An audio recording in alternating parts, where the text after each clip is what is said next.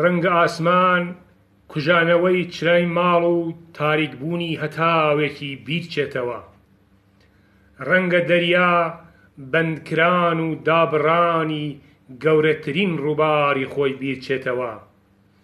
ڕەنگە جەنگەڵ دووکەڵی سووتمانی جەرگ و مەرگی سەدان شاداری خۆی بیرچێتەوە.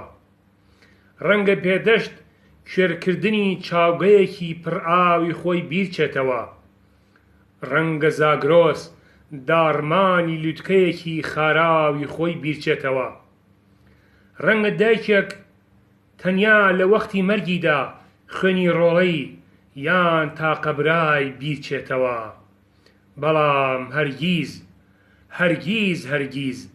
هاوزمانانی ئەم شیعرە هیچ کەس نییە دەی خاکە لێوەی مەهاباد یان چوارچرای بیرچێتەوە.